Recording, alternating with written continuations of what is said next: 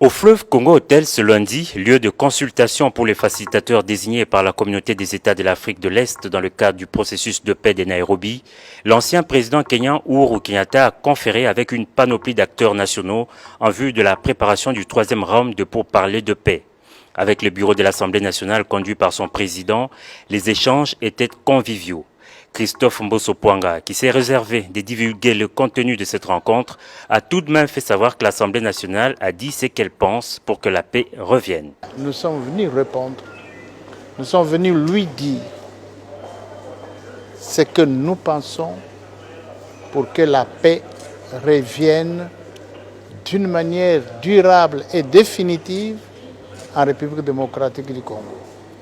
Le Sénat, pour sa part, a fait un plaidoyer pour la mise en œuvre du processus de paix de Luanda et de Nairobi pour parvenir à une paix durable. Nous, au niveau du Sénat, comme vous le savez, nous avons fait preuve de sagesse et nous avons demandé à ce que le processus de Luanda, tout comme celui de Nairobi, soit mis en œuvre. Parce que les feuilles de route qui ont été élaborées à l'issue des rencontres qui ont eu lieu entre les partis indiquent clairement les pistes qui permettent d'arriver à une paix durable. C'est pour cette raison que nous avons dit que pour nous, toutes les voies qui peuvent nous conduire à la paix sont les bienvenues. À l'instar du Sénat, le gouvernement a réaffirmé son engagement pour la mise en œuvre du processus de paix de Nairobi. C'est ce qu'a fait savoir le Premier ministre. C'est un processus dans lequel nous, en tant que pays, mais surtout en tant que gouvernement, sur les instructions du président de la République, nous sommes totalement engagés par rapport au processus de Nairobi.